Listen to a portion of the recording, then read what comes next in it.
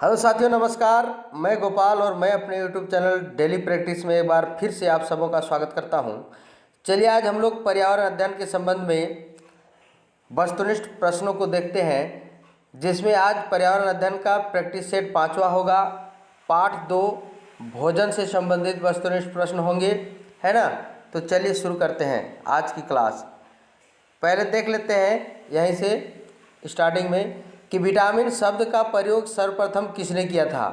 तो विटामिन शब्द का जो प्रयोग है सर्वप्रथम सी फंक ने 1911 ईस्वी में किया था। ठीक है, याद रखिएगा, विटामिन शब्द का प्रयोग सी फंक ने 1911 ईस्वी में किया था।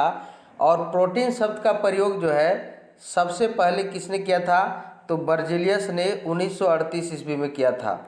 ठीक है, चलिए ये इम्पोर्टेंट था।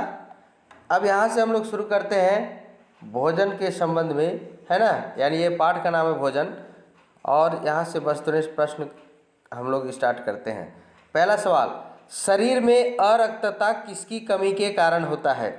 तो देखिए, आयरन की कमी से जो है शरीर में अरक्तता होता है, यानी खून की कमी होती है। क्वेश्चन दूसरा है कि मनुष्य की चमड़ी में सूर्य के प्रकाश से कौन सी विटामिन बनती है। तो सूर्य के प्रकाश से जो है विटामिन डी प्राप्त होता है हम लोगों को। ठीक है, चलिए आगे बढ़ते हैं। तीसरा सवाल, जल में घुलनशील विटामिन कौन सी है। तो विटामिन बी और सी, विटामिन बी और सी जो है ये जल में घुलनशील है। और वसा में घुलनशील विटामिन कौन सी है। क्वेश्चन 4 में देखिए, वसा में घुलनशील विटामिन कौन सी है। तो ए, डी, ई, इनमें से सभी, तो ये सभी जो हैं, है ना, ए, डी, ई या के भी, ये सभी जो है वसा में घुलनशील विटामिन है। पांचवा सवाल, शरीर को सबसे ज़्यादा मात्रा में ऊर्जा प्रदान करने वाला भोजन कौन सा है। देखिए, हमको कार्बोहाइड्रेट से भी ऊर्जा मिलती है और वसा से भी मिलती है, लेकिन यहाँ क्या कर रहा है, ज़्यादा मात्रा में ऊर्जा। तो ज़्यादा मात्रा में जो ऊर्जा मिलती है वो वसा से मिलती है। कार्बोहाइड्रेट से हमको तत्काल ऊर्जा मिलती है ना, फिर तुरंत जब खत्म हो जाता है तो इसमें ऊर्जा का ह्रास हो जाता है। पर वसा में जो ऊर्जा मिलती है वो लंबे समय तक रहती है। ये संचित ऊर्जा होती है जो बाद में भी काम आती है। ठीक है, इसलिए ज़्यादा मात्रा में ऊर्जा प्रदान करने वाला भोजन कौन होता है, वसा। छठा है, स्टार्च को माल्टोज में परिवर्तित करने वाला एंजाइम है। तो स्टार्च को माल्टोज में परिवर्तित करने वाला एंजाइम है एमाइलेज। कौन एंजाइम है, एमाइलेज। चलिए नेक्स्ट क्वेश्चन की ओर आते हैं। 7वां में देखते हैं, शरीर में वसा का संग्रह होता है। तो शरीर में वसा का संग्रह चर्बी में होता है, सभी को जानते हैं। 8वां सवाल, विटामिन सी के मुख्य स्रोत हैं। तो देखिए, विटामिन सी के मुख्य स्रोत ताज़े फल हैं। ताज़े में भी कौन से फल, वैसे फल जो खट्टे होते हैं। ठीक है, खट्टे फलों में, जिसको साइट्रस फल भी कहीं कहीं लिखा रहेगा कि साइट्रस फलों में जो है विटामिन सी पाया जाता है, यानी खट्टा फल में। ठीक है, तो यहाँ पे जो ऑप्शन है उसके अनुसार ताज़े फल होगा। 9वां नंबर, निम्नलिखित में से किस यौगिक में फास्फोरस की मात्रा सर्वाधिक होती है। तो प्रोटीन में जो है, प्रोटीन में फास्फोरस की मात्रा जो होती है सबसे ज़्यादा होती है। चलिए 10वां सवाल देखते हैं हम लोग। प्रोटीन अंतिम रूप से टूटता है। तो प्रोटीन जो है विभिन्न एमिनो अम्लों में टूटता है। तो प्रोटीन किस में टूटता है, एमिनो अम्ल में। 11 नंबर, दूध में सबसे कम पाया जाता है। देखिए सवाल को देखिए क्या कर रहा है, दूध में सबसे कम पाया जाता है। तो दूध में सबसे कम लोहा मिलता है। बाकी प्रोटीन भी भरपूर होता है दूध में, विटामिन भी होता है और कैल्शियम भी भरपूर पाया जाता है, लेकिन लोहा की मात्रा जो होती है दूध में बहुत कम होती है। 12 नंबर, निम्नलिखित में से कौन सा विटामिन मनुष्य में रक्त के थक्के जमने में मदद करता है। तो विटामिन के जो है रक्त का थक्का जमने में मदद करता है। ठीक है, चलिए 13वें प्रश्न की ओर आते हैं। फलों का सेवन किन अवयवों की प्राप्ति के लिए किया जाता है। तो फलों का सेवन जो है विटामिन के लिए भी हम लोग करते हैं, खनिज लवण के लिए भी करते हैं और शक्कर के लिए भी हम लोग करते हैं। ठीक है, ये सभी जो इसमें हो जाएगा, विटामिन, खनिज लवण और शक्कर। ठीक है, इन सब की प्राप्ति के लिए हम लोग फलों का सेवन करते हैं। प्रश्न 14, भोजन में मसालों का प्रयोग किया जाता है। तो भोजन में मसालों का प्रयोग किस में किया जाता है? स्वादिष्ट बनाने के लिए, सुपाच्य बनाने के लिए, पौष्टिक बनाने के लिए, या डी, ए और बी दोनों? तो ये हमारा डी आंसर हो जाएगा, स्वादिष्ट बनाने के लिए और सुपाच्य बनाने के लिए। ठीक है, ये दोनों के लिए जो है मसालों का प्रयोग करते हैं। पौष्टिक बनाने के लिए जो है मसाला का प्रयोग नहीं होता है। ठीक है, आगे बढ़ते हैं हम लोग 15वें सवाल की ओर। वर्तमान समय में प्रचलित पेय कॉफ़ी हमें प्राप्त होती है, यानी कॉफ़ी किससे प्राप्त होता है? तो कॉफ़ी जो है बीजों से प्राप्त होता है, दाना से, है ना। कॉफ़ी का दाना रहता है, बीज रहता है। जैसे चाय का पत्ती से होता है ना, पत्ती से चाय प्राप्त होता है, लेकिन कॉफ़ी जो होता है वो बीज से प्राप्त होता है। 16 नंबर, भोजन जीवन के लिए आवश्यक है क्योंकि? जीवित रहने के लिए, शारीरिक वृद्धि के लिए, शारीरिक क्रियाओं के लिए, या इनमें से सभी? तो इसका जवाब हो जाएगा इनमें से सभी। सबों के लिए जरूरी है भोजन। चलिए आगे बढ़ते हैं 17वां नंबर, जंतु भोजन के लिए किन पर निर्भर करते हैं? उत्पादकों पर, उपभोक्ताओं पर, अपघटकों पर, या उत्पादक एवं उपभोक्ता दोनों पर?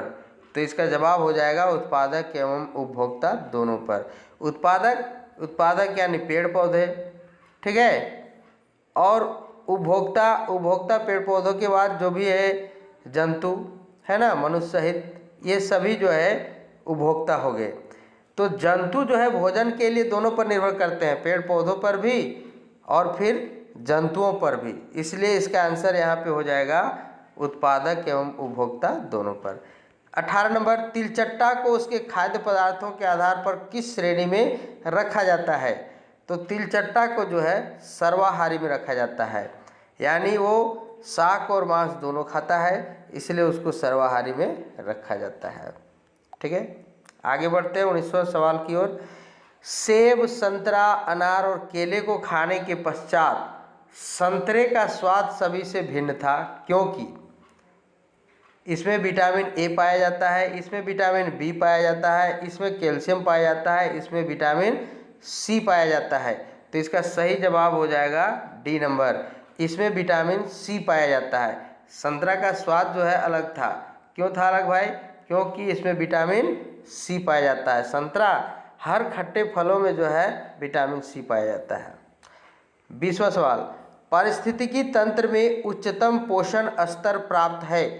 तो पारिस्थितिकी तंत्र में जो है सबसे उच्चतम पोषण स्तर प्राप्त है अपघटक को। किसको प्राप्त है? अपघटक को, ये याद रख लीजिएगा। चलिए आगे बढ़ते हैं नेक्स्ट क्वेश्चन की ओर। 21वां नंबर, प्राथमिक उपभोक्ता का उदाहरण है। तो प्राथमिक उपभोक्ता का इसमें से उदाहरण है हिरण। ठीक है, देखिए पादप जो हो गया पौधा, ये उत्पादक हो गया, है ना। उत्पादक यानी सूर्य का प्रकाश लेकर के, जल और खनिज लवण नीचे से जमीन से लेकर के, है ना, और वायुमंडल से कार्बन डाइऑक्साइड ले करके यह भोजन स्वयं बनाता है। इसलिए पादप जो होते हैं पेड़ पौधे, ये उत्पादक कहलाते हैं। क्या कहलाते हैं? उत्पादक।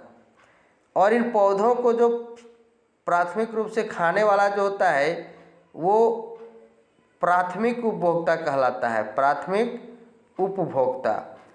और इनको जो भी ग्रहण करते प्राथमिक, जैसे मान लीजिए हिरण को, अभी यहाँ पे प्राथमिक उपभोक्ता हिरण को खा जाता है, मान लीजिए शेर, तो ये शेर जो हो गया ये द्वितीय उपभोक्ता हो गया, द्वितीय उपभोक्ता हो गया। ठीक है, तो इस तरह से आहार श्रृंखला बढ़ती जाती है और अंतिम रूप में अपघटक लोग जो है, जब प्राणी मर जाता है तो अपघटक लोग उसको मिट्टी में मिलाने का काम करता है ना। तो ये है आहार श्रृंखला। तो इसमें जो आहार श्रृंखला का क्रम में जो है हिरण जो है ये प्राथमिक उपभोक्ता है।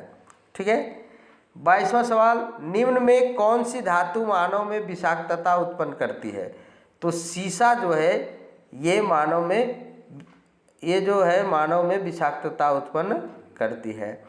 23वां सवाल, एक तालाब परितंत्र में बड़ी मछलियां कछुए और मेढक होते हैं, क्या होते हैं? उत्पादक, अपघटक, प्रथम श्रेणी के उपभोक्ता या द्वितीय श्रेणी के उपभोक्ता? तो ये द्वितीय श्रेणी के उपभोक्ता होते हैं। कैसे होते हैं द्वितीय श्रेणी के? प्रथम से देखिए, सबसे पहला तो होता है उत्पादक, जैसे पेड़ पौधा। मान लीजिए ये पेड़ पौधे हैं, तो इसमें पत्तियां हैं, इसको मान लीजिए कीड़े खा रहे हैं, कीट खा रहे हैं, है ना? तो इन कीटों को खा रहे हैं, जलीय पौधों को मान लीजिए कीट खा रहा है। अब इन कीटों को खाएगा मेढक, इन कीटों को क्या खाएगा? मेढक। अब ये जो हो गया प्राथमिक उत्पादक हो गया, प्राथमिक हो गया कीट, और द्वितीयक हो गया मेढक। तो इसलिए मेढक और बड़ी मछलियाँ और कछुए जो है ये द्वितीय श्रेणी के उपभोक्ता हैं। प्रथम श्रेणी का कीट हो गया, और ये तो उत्पादक है ना? पौधे जो हैं वो उत्पादक हो गए। और ये अपघटक भी एक दिया हुआ ऑप्शन, अपघटक ये मरने के बाद, है ना, चाहे वो पेड़ पौधा हो, जीव जंतु हो, उसको मिट्टी में मिलाने का काम करता है ना? ये अपघटक कहलाते हैं, छोटे छोटे कीड़े मकोड़े होते हैं। 24वां सवाल, पोषण की दृष्टि से अपघटक होते हैं। देखिए, पोषण की दृष्टि से अपघटक जो होते हैं वो मृतोपजीवी होते हैं। मृतोपजीवी मतलब मरा हुआ सड़ा गला मांस को खाता है ये लोग, और उसको खा करके जिंदा रहता है ना? अभी बोले ना कि मिट्टी मिलाने का काम करता है ये अपघटक लोग। बैक्टीरिया एवं फफूंदी कहे जाते हैं। तो बैक्टीरिया और फफूंदी जो है ये अपघटक कहे जाते हैं। क्या कहे जाते हैं? अपघटक। 26 नंबर, विटामिन ऐसे पदार्थ होते हैं जो क्या करते हैं? हमारी उपापचय दर बढ़ाकर भार में कमी लाते हैं। बी, स्वस्थ रहने के लिए दवाई के रूप में लिए जाते हैं। सी, पेशियों का विकास करके हमें ताकतवर बनाते हैं। डी, हीनता जन्य रोगों से बचाव के लिए थोड़ी मात्रा में आवश्यक है। तो इसका सही जवाब हो जाएगा डी, हीनता जन्य रोगों से बचाव के लिए थोड़ी मात्रा में आवश्यक है। किसकी आवश्यकता पड़ती है? विटामिन की। ठीक है, यानी विटामिन जो है हमको रोगों से बचाता है। 27 नंबर, चावल और गेहूं से प्राप्त स्टार्च, खाली जगह यहाँ पे है, का बहुलक है। यानी किसका बहुलक है? चावल और गेहूं से प्राप्त स्टार्च जो है वो किसका बहुलक है? तो वह शर्करा का बहुलक है। हमने क्या बताया? जो कार्बोहाइड्रेट होता है, जिसमें पिछली क्लास में हम जब लिए तो क्या बताए थे? कार्बोहाइड्रेट जो होता है वो स्टार्च के रूप में जमा रहता है। किसके रूप में जमा रहता है? स्टार्च। ठीक है, जिसको हिंदी में मंड भी कहा जाता है, मंड। तो ये स्टार्च के रूप में जमा रहता है, और स्टार्च के अंदर जो रहता है छोटे छोटे कण के रूप में, उसमें शर्करा रहते हैं, चीनी जिसको हम बोल सकते हैं, शर्करा की मात्रा रहती है। तो ये शर्करा ही स्टार्च है ना? शर्करा छोटे छोटे मिल करके स्टार्च का निर्माण करते हैं। इसको विखंडित करेंगे, स्टार्च शर्करा में विखंडित हो जाएगा स्टार्च, और कार्बोहाइड्रेट को विखंडित करेंगे तो स्टार्च में विखंडित हो जाएगा। तो चावल और गेहूं में जो प्राप्त स्टार्च है तो वो किसका बहुलक है? शर्करा का बहुलक है। ठीक है, 28वां सवाल देखते हैं। वसीय पदार्थों के अधिक सेवन से दिल की बीमारी होने की संभावना होती है। कोई भी तेल वाला पदार्थ खाएगा ज़्यादा तो उसमें दिल का बीमारी होने का संभावना ज़्यादा रहता है। इसका कारण क्या है? ठीक है, इसमें विटामिन होते हैं, इसमें कोलेस्ट्रॉल होता है, इसमें प्रोटीन अधिक होता है, इसमें ऊर्जा अधिक होता है। तो इसमें कोलेस्ट्रॉल अधिक होता है। जो क्या होता है, ये जो हमारी वाहिनियाँ हैं जिससे होकर के मेरा खून जो है रक्त बहता है, ठीक है, इसके दीवार में जो है, वाहिनियों के दीवार में, इन नलिकाओं के ये मान लीजिए धमनी से हमारा जो है होकर के रक्त बहता है, तो इनकी जो दीवारों में जो है ना कोलेस्ट्रॉल जम जाता है, और कभी कभी ये हमको रक्त को बहने में ब्लॉक कर देता है, जिसके कारण हार्ट अटैक हो जाता है ना, और दिल का बीमारी हो सकता है। आगे बढ़ते हैं 29वें सवाल की ओर।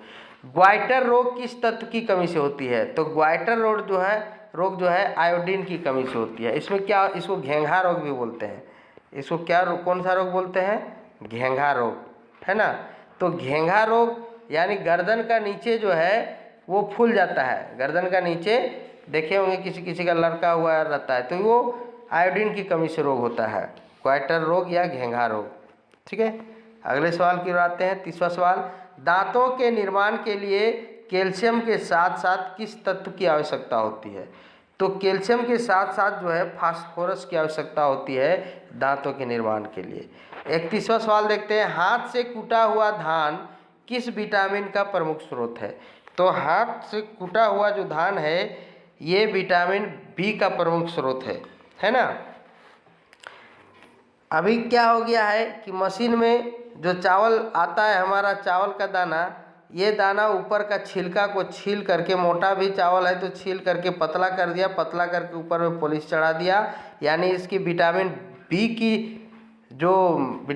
का जो अंश था वो पूरी तरह नष्ट हो जाता है और पॉलिश चावल हम लोग खाते हैं चिकना देख करके, लेकिन इसमें विटामिन का ह्रास होता है, विटामिन बी का।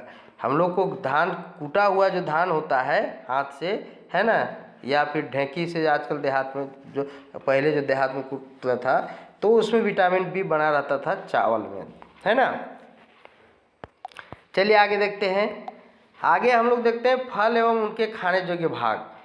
जो जिस भाग को हम लोग खाते हैं फल का भाग, ठीक है, ये क्वेश्चन जो है बराबर कंपटीशन में पूछता है कि हम लोग इस फल का किस भाग को खाते हैं, ठीक है। तो हम लोग याद कर लेंगे, जैसे आम जो हम लोग खाते हैं तो ये खाने योग्य जो भाग होता है वो मध्य फल भित्ति होता है, ठीक है। सेब का किस भाग को खाते हैं? तो पुष्पासन को खाते हैं। नाशपाती भी इसका पुष्पासन भाग को खाते हैं। लीची का किस भाग को खाते हैं? एरिल का। नारियल भ्रूणपोष, ठीक है। तो ये खाने योग्य भाग को हम लोग याद करेंगे। अमरूद फल भित्ति, पपीता मध्य फल भित्ति, मूंगफली बीजपत्र एवं भ्रूण, ठीक है, इसको हम लोग खाते हैं। काजू का इसका भी बीजपत्र को खाते हैं। बेर बाह्य एवं मध्य फल भित्ति को हम लोग खाते हैं। अनार का रसीले बीज चोल को हम लोग खाते हैं, ठीक है। किस भाग को खाया जाता है वो यहाँ पे दिया हुआ। अंगूर का फल भित्ति खाते हैं। कटहल का देखो तीनों चीज़ खाते हैं, सहपत्र परिदल और बीज, ये तीनों चीज़, ठीक है। गेहूं का भ्रूणपोष हम लोग खाते हैं। अनार का बीज चोल, धनिया का पुष्पासन एवं बीज, शरीफा का फल भित्ति, सिंघाड़ा का बीजपत्र और नींबू का रसीले रोम, है ना। और बेल का जो है मध्य एवं अंतः फल भित्ति, ठीक है। अनार 2 बार आया, बीज चोल यानी इसका रसीले बीज चोल को हम लोग खाते हैं। तो ये रहा कि फलों का हम किस भाग को खाते हैं उसके संबंध में। तो इसको आप लोग याद कर लेंगे, रट लेंगे बढ़िया से, ये परीक्षा में बराबर पूछा जाता है, ठीक है।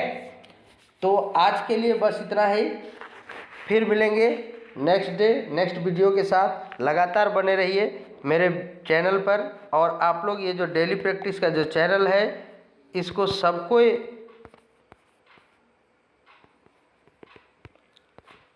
सब्सक्राइब कर दीजिएगा, ठीक है। इसको लाइक करिए, उसमें कुछ कमेंट करिए, और साथ ही साथ जो है लगातार मेरे वीडियो में बने रहिए। और जो भी 15 तारीख से क्लास कर रहे हैं लगातार क्लास कीजिए, वो क्लास के माध्यम से आपको समझ में आएगा, उसमें विस्तृत रूप से चर्चा होती है और उसी का ऑब्जेक्टिव जो है नेक्स्ट डे जो अभी हम बना के डाल रहे हैं ये आता रहेगा, तो अच्छी तरह से आपको समझ में आएगा। तो बस आज के लिए इतना ही, फिर मिलते हैं नेक्स्ट डे नेक्स्ट वीडियो के साथ में। धन्यवाद।